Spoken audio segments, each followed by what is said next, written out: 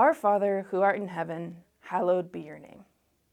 We learn so much information from these first 10 words of Jesus' prayer, beginning with the first one, our.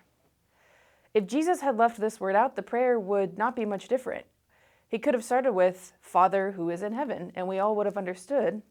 And after all, isn't that how we start many of our prayers? God, I need you, or Father, hear my prayer. Lord, come quickly, etc.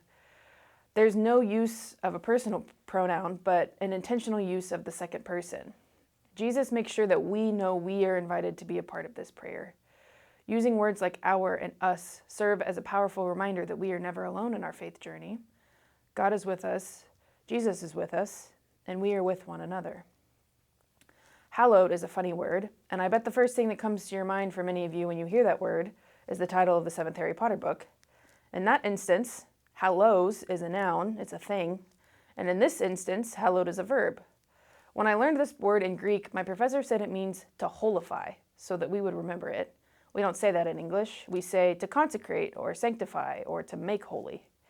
Hallowed means to revere, be in awe of, make great, set apart, glorify. It's a big Christian word, but all it means is that God's name is sacred. In Exodus 3, God reveals God's name to Moses after Moses experiences the glory of God in the burning bush. God says, I am who I am.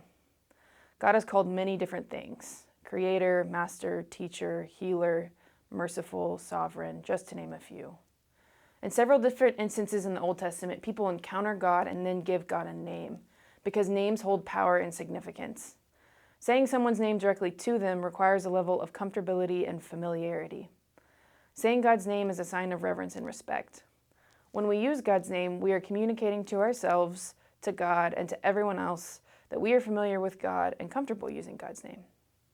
It depends on how we use God's name that determines how much we respect and revere God. Hallowed be thy name is a reminder to use God's name in such a way that there can be no mistaking how we feel about God.